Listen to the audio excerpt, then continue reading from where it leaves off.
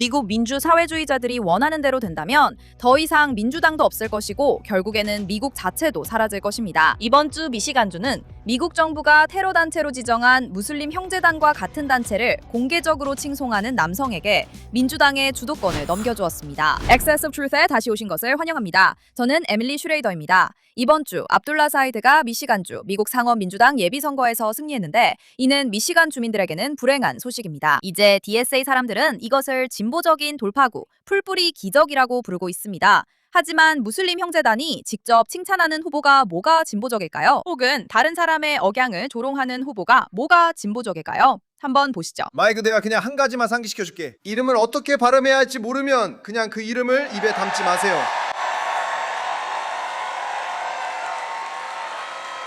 아니면 그냥 나를 압둘이라고 불러. 이것이 바로 DSA가 보고 싶어하는 관용적이고 진보적인 미국이야. 사실 맞아. 왜냐하면 그들은 전체주의적 마르크스주의자들이거든. 하지만 그 얘기는 나중에 할게. 지금 우리가 실제로 보고 있는 건 이 나라의 도덕적 부패에 대한 사례 연구야. 극좌 성향의 미국을 혐오하는 후보가 유대인에 대한 음모론과 민족적, 종교적 차별을 중심으로 선거운동 전체를 펼치고 결국 그로 인해 보상을 받게 되는 상황이야. 엘사이드가 이스라엘에 대해 실제로 뭐라고 말했는지부터 시작해보자.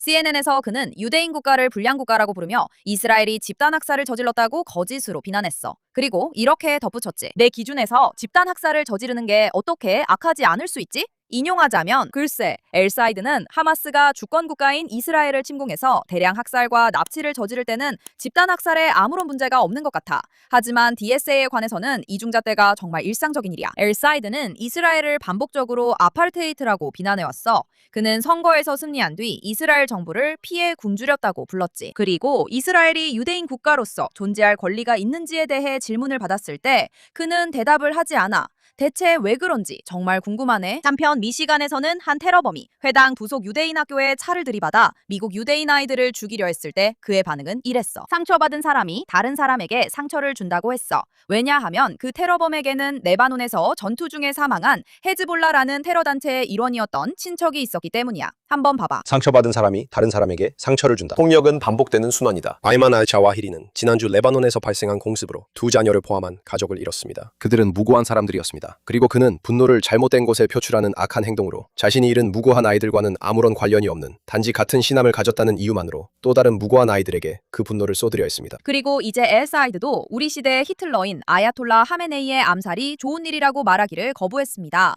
그 이유는 그의 표현에 따르면 슬퍼하는 유권자들이 있었기 때문입니다. 정말인가요? 하지만 이 모든 것은 이 후보가 사실상 자신의 전체 선거운동을 에이페크를 공격하는 데에만 집중해서 만들어왔다는 점을 보면 맥락이 잡힙니다. 미국인들만이 자금을 대는 미국 로비 단체임에도 불구하고 이 단체를 비방하고 그들이 외국 정부를 위해 활동한다고 주장하고 있습니다. 그렇지 않습니다. 하지만 그는 외국의 영향력을 거부한다는 이미지를 쌓음도하는 이미죠. 자신의 선거운동에서는 미국 이슬람관계위원회 CAAR와 연관된 후원자들로부터 조용히 11만 5천 달러가 넘는 돈을 받았습니다. 이 단체는 아랍에미리트가 공식적으로 테러 조직으로 지정한 단체입니다. 플로리다와 텍사스주 역시 이 단체를 같은 방식으로 지정했습니다. 그리고 후원자 명단에는 CAIR의 전국 이사회 의장, 전국 재무 담당자, 그리고 CAIR의 전무이사 니하드 아와드가 포함되어 있습니다. 그는 10월 7일 하마스가 가자지구를 빠져나오는 것을 보고 기뻤다고 말한 바로 그 사람입니다. CAIR가 홀리랜드 재단 테러 자금 지원 재판에서 기소되지 않은 공동 공모자였다는 사실을 잊지 맙시다. 하지만 엘사이드의 자금 흐름은 더 의심스러워집니다. 왜냐하면 엘사이드의 장인이 그의 선거운동을 지원하는 슈퍼팩의 최대 재정 후원자 중 한 명이기 때문입니다. 그 장인은 북미 이슬람협회 창립위원회에 소속되어 있는데 이 단체 역시 미국 역사상 최대 규모의 테러 자금 지원 사건에서 기소되지 않은 공동 공모자로 지목된 또 다른 조직입니다. 네, 이 사람이 바로 정치에서 외국 자금을 몰아내겠다고 주장하는 인물입니다. 하지만 엘사이드는 자신의 진짜 동조 대상이 어디인지 이미 여러 번 보여준 적이 있습니다. 2011년 아랍의 봄 당시 그는 실제로 미국인들에게 이집트에서 무슬림 형제단의 부상을 지지하라고 촉구하는 기고문을 썼습니다.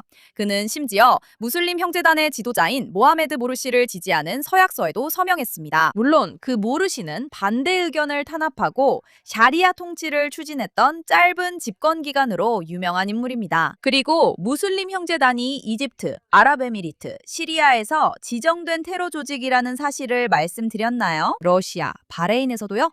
그리고 미국 내에서도 일부는 지정되어 있으며 미국 내에도 활동 사실이 확인된 지부가 있습니다. 하지만 사실은 엘사이드 씨를 지원하기 위해 이곳에 직접 있을 필요도 없습니다.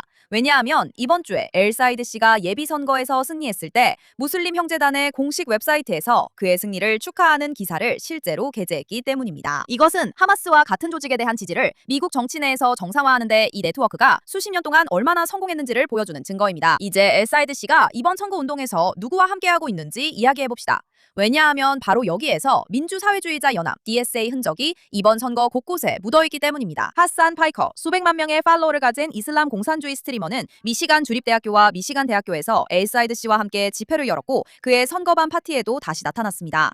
이제 파이커 씨는 2019년에 미국이 9.11 테러를 당할 만했다는 발언을 했고 이를 기념하기 위해 자신의 스트리밍 화면에 신문을 걸어두기도 했던 인물입니다. 이 이슬람 극단주의자는 말 그대로 연줄 덕에 뜬 사람으로 명품 옷을 입고 공산주의를 설파하며 대학생들에게 연설할 때는 마오쩌둥 스타일의 의상까지 입고 코스프레를 하기도 했습니다. 파이커 씨는 하마스를 공개적으로 칭찬한 적도 있고 정치적 폭력을 촉구하기도 했습니다. 정말 좋은 사람 아닌가요? 그는 이제 선거운동에서 DSA의 새로운 정치적 스타가 되었습니다. 그리고 여기 DSA 공동의장 메건 로머의 발언을 보면 그들의 정책 플랫폼이 얼마나 탄탄한지 알 수 있습니다. 한번 보세요. 네, 그래서 저희의 입장은 예루살렘을 수도로 하는 자유로운 팔레스타인입니다. 그래서 저는 그것이 충분히 단일 국가 해법으로 해석될 수 있다고 생각합니다. 그래서 클린턴 행정부 시절 세기 초에 협상 중이던 캠프 데이비드 협정에서 팔레스타인인들이 그것을 받아들였다면 당신은 그것에 만족했을 겁니다. 좋은 질문이에요. 실제로 어떤 구체적인 내용이 있었는지 살펴봐야 할 것 같아요. 지금 당장 머릿속에 떠오르지는 않네요. 그러니까 그들은 오슬로 협정이 뭔지도 모르면서 정책을 만들고 싶어 하는 거네요. 아무튼 다시 파이커 얘기로 돌아가서요. 바로 어제 그는 방송에 나와서 엘사이 지지를 거부한 민주당원들은 처벌받아야 한다고 요구했어요. 그는 반대편과 협력하는 기성 민주당원들을 구제 불가능하다고 부르며 그들이 당에서 반드시 제거되어야 한다고 말했어요. 이건 그냥 스트리머가 의견을 말하는 게 아니에요. 알겠죠? 그의 모든 발언에서 볼 수 있듯이 이건 훨씬 더 극단적인 거예요. 그리고 도대체 그가 무슨 자격으로 민주당원들에게 누가 당에 참여할 수 있고 없는지 말하는 거죠. 그는 이 나라에 있을 자격도 없어요. 그는 이 나라를 싫어하잖아요. DSA와 파이커 같은 사람들은 당 밖에서 이 나라의 모든 민주당 선출직 인사들에게 충성심 테스트를 강요하고 있어요. 그리고 이해할 수 없는 이유로 민주당은 그걸 허용하고 있죠. 올해 민주당 전략가인 제임스 카빌조차도 이번 싸움이 이제 실제로 2028년에 당 전체가 어떤 방향으로 갈지를 결정한다고 경고했어요. 그리고 우리가 보고 있는 유대인 혐오가 증가하고 있음에도 불구하고 대부분의 미국인들은 이슬람주의 테러를 지지하는 공산주의자들이 주도하는 것을 원하지 않아요. 하지만 엘사이드의 정책은 무엇일까요? 그는 실제로 무엇을 하려고 하는 걸까요? 자, 한번 살펴봅시다. 그는 자신의 주장을 거의 전적으로 한 가지 주장에 기반을 두고 있어요. 바로 이스라엘에 대한 지원, 즉 아이언돔에 대한 자금 지원에 반대한다는 거예요. 아이언돔은 이스라엘 민간인을 죽이기 전에 로켓을 격추시키는 방어 시스템이죠. 왜일까요? 그의 말에 따르면 우리 아이들은 오랫동안 충분한 지원을 받지 못한 학교들로 인해 무방비 상태에 놓여 있어요. 자, 여기서 간단한 계산을 해봅시다. 엘사이드, 여러분이 복지 지출, 사회보장, 메디케어, 메디케이드 등과 같은 항목들이 전체 연방 예산의 60% 이상을 차지한다는 사실을 알지 못하길 원해요. 해외 원조 전체는 연방 예산의 1%도 되지 않아요. 미국은 지난 1년 동안 공교육에만 1조 달러 이상을 썼어요. 엘사이드가 여러분에게 미시간 학교들을 예산난에 빠뜨린다고 믿게 하려는 아이언돔 지원금은 약 1억 1,500만 달러 정도인데 이는 1조 달러 교육 예산에 비하면 정말로 반올림 오차에 불과해요. 이건 예산 논쟁이 아니에요. 이건 자신의 지역구와 아무런 관련도 없는 수천 마일 떨어진 주에 집착하는 증오와 무지로 가득 찬 남자의 이야기예요. 왜냐하면 그의 본질은 그는 이슬람주의 우월주의자예요.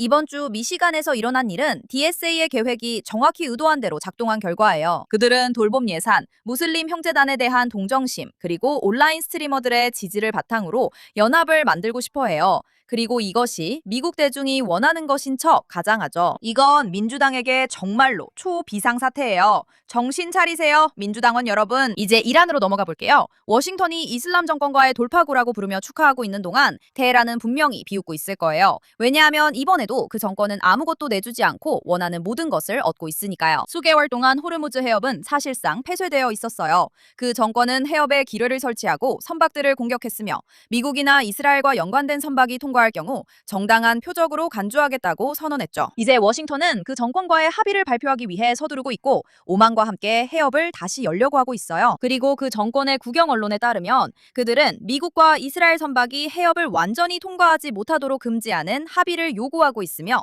위반하는 선박에는 화물 가치의 최대 20%에 해당하는 벌금을 부과하겠다고 하고 있어요. 그래서 워싱턴은 전 세계 석유 공급의 5분의 1 이호가는 해협에서 미국 선박을 제외하는 합의를 외교적 성과로 발표하려고 서두르고 있는 거군요. 알겠어요. 그리고 지금도 미국 관리들이 며칠 안에 발표가 있을 거라고 말하고 있지만 그 정권은 여전히 기준을 계속 바꾸고 있어요. 그러니까 이번 주말에 외무장관 아바스 아라그치가 기자들에게 오만 합의가 최종적으로 체결되더라도 호르무즈 해협이 실제로 다시 열리지는 않을 거라고 말했어요. 왜냐하면 테헤란에 따르면 미국이 6월에 있었던 원래의 휴전 합의를 위반했다는 이유로 아직도 그 정권에 양보를 해야 한다고 주장하고 있어요. 그리고 아라그치는 특히 워싱턴이 자체적인 대체 해상 운송 경로를 만들려고 시도함으로써 이슬람 공화국의 해협 통제권을 약화시키고 있다고 비난했어요. 정말 끔찍하죠. 물론 그 해역은 이란의 것이 아니에요. 다시 말해서 이 정권은 미국이 이란이 완전히 통제하지도 못하는 해협에서 자국의 해상 이익을 보호하려는 시도를 중단하라고 요구하고 있고 미국의 자기 이익 추구를 자신들에게 대한 약속 위반으로 몰아가고 있어요. 이것이 바로 이슬람 정권이나 IRGC와 협상하지 말아야 하는 이유예요. 군사적으로 그들을 물리쳐야 해요. 이 정권의 수석 협상가였던 갈리바그를 떠올려 보세요. 이번 주에 갈리바그는 트럼프 대통령이 대규모 공격을 반복적으로 위협했다가 철회한 것을 공개적으로 조롱했어요. 하지만 안타깝게도 이런 패턴에 대해 그가 완전히 틀린 말만 한 건 아니에요. 우리 방송에서도 이 부분을 여러 번 이야기했었죠. 트럼프는 말하는 걸 좋아하고 워싱턴이 망설일 때마다 이 정권은 미국의 위협은 협상할 수 있고 시간 끌기가 효과가 있다는 똑같은 교훈을 다시 배우게 돼요. 이 순간은 평화를 찾는 두 지친 당사자들 사이의 휴전이 아니에요. 이 정권은 자기 최고 지도자의 후계자를 암살했던 정권이에요. 위기죠. 세계가 걸프산 석유에 의존하는 점을 협상에서의 이점으로 삼아 미국과 이스라엘을 지구상에서 가장 전략적으로 중요한 해상 통로 중 하나에서 배제하려는 거예요. 그리고 사실 워싱턴이 IRGC보다 훨씬 더 출구 전략을 원하고 있기 때문에 이 전략이 효과를 보고 있어요. 사실 이 협상의 어떤 버전도 이슬람 공화국이 더 나은 행동을 하게 만드는 결과로 끝나지는 않아요. 그 정권이 갑자기 항행의 자유나 국제법을 지키겠다는 의지가 갑자기 생긴 건 아니에요. 그리고 사실 이 일이 계속 지연되는 하루하루가 그 정권이 2월에 미국과 이스라엘이 효과적으로 파괴한 핵 프로그램이든 탄도미사일 프로그램이든 그것을 재건할 시간을 벌게 되는 또 다른 하루라는 거예요. 워싱턴은 이 상황을 있는 그대로, 즉 미국의 항복이라고 불러야 해요. 왜냐하면 이 모든 협상이 결국 해상 항로 문제로 축소되어 버렸으니까요. 이 전쟁이 원래 그런 목적이었던 건 아니잖아요. 핵 프로그램은 어떻게 된 거죠? 그들이 그렇게 빠르게 재건하고 있는 탄도미사일 프로그램을 파괴하겠다는 건 어떻게 된 거죠? 이란 국민들은 어떻게 됐죠? 기억하세요. 이 행정부가 일어나라고 했던 바로 그 사람들이요. 대통령이 도움을 보내겠다고 약속했던 바로 그 사람들이요.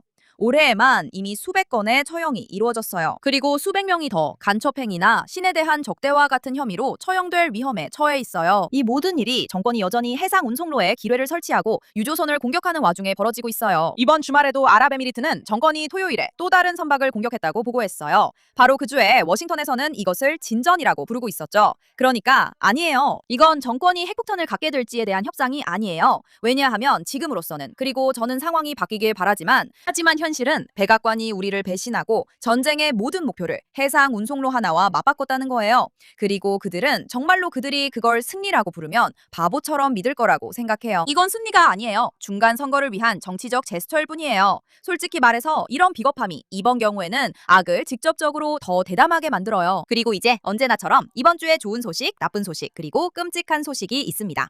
이번 주에는 좋은 소식부터 시작하고 싶은데 왜냐하면 사실들이 마침내 1년 동안 이어진 언론의 히스테리를 따라잡고 있기 때문이에요. 가자의 영양 감시 시스템을 실제로 운영하는 유니세프 영양 클러스터가 주관한 새로운 영양 조사가 발표되었어요. 방금 가자 지구 어린이들의 급성 영양 실조를 지역별로 측정했어요.